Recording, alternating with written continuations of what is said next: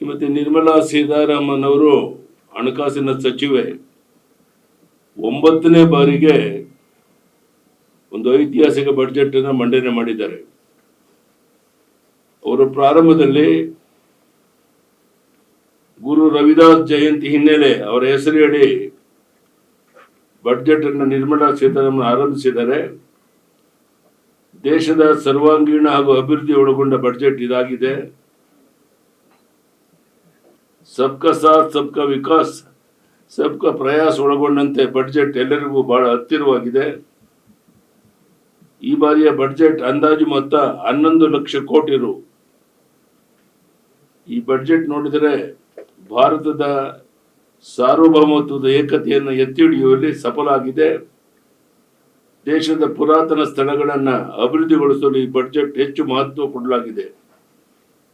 Karnataka railway station corridor ಘೋಷಣೆ ಮಾಡಲಾಗಿದೆ. ಕಳೆದ 10 ವರ್ಷಗಳಿಂದ 25 ಕೋಟಿ ಜನರು ಬಡತನ ರೇಖೆಯಿಂದ ಮೇಲೆ ಬಂದಿದ್ದಾರೆ. ರೈತರ ಆದಾಯಕ್ಕೆ ದ್ವಿಗುಣ ಹೆಚ್ಚು ಒತ್ತು ಕೊಡಲಾಗಿದೆ. 500 ಜಲಾಶಯಗಳು ಮತ್ತು ಅಮೃತ ಸರೋವರಗಳ ಸಮಗ್ರ ಅಭಿವೃದ್ಧಿ ಮೂಲಕ ಮೀನುಗಾರಿಕೆ ಕ್ಷೇತ್ರವನ್ನು ಬಲಪಡಿಸುವಂತಹದ್ದು, ಪಶುಸಂಗೋಪನೆ ಕ್ಷೇತ್ರದಲ್ಲಿ ಉದ್ಯಮಶೀಲತೆ ಅಭಿವೃದ್ಧಿ ಮೂಲಕ ಉದ್ಯೋಗ ಅವಕಾಶ ಒದಗಿಸುವಂತಹದ್ದು,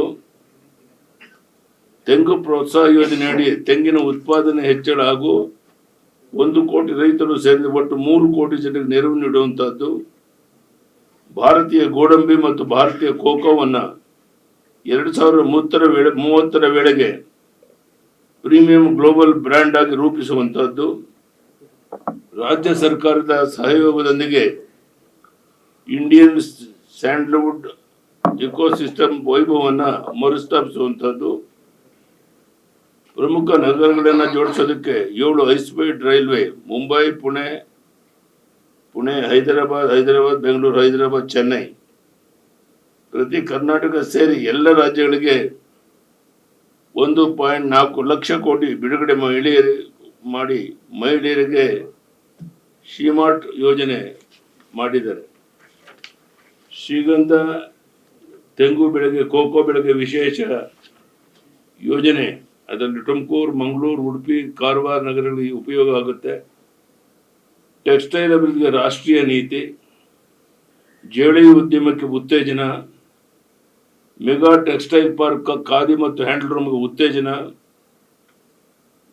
MSME ವರೆಗೆ 10,000 ಕೋಟಿ ಬಿಡುಗಡೆ, ಬಂಡವಾಳ ವೆಚ್ಚ 11.2 ಲಕ್ಷ ಕೋಟಿಯಿಂದ 12.2 ಲಕ್ಷ ಕೋಟಿಗೆ ಹೆಚ್ಚಳ,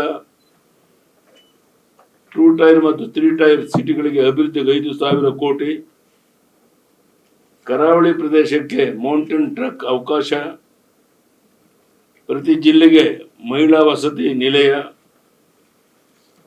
ರಸಗೊಬ್ಬರ ಉತ್ಪಾದನೆಗೆ ರೈತನಿಗೆ ಬೇಕಾಗಿರುವ ಕಚ್ಚಾ ವಸ್ತುಗಳ ಮೇಲಿನ ಆಮದು ಸುಂಕ ರದ್ದಾಗಿದೆ.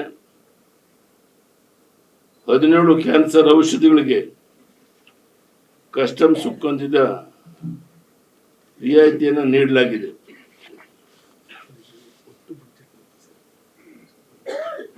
ದೇಶದ ಒಟ್ಟು ಬಜೆಟ್ ಮೊತ್ತ 51.513 ಲಕ್ಷ ಕೋಟಿ.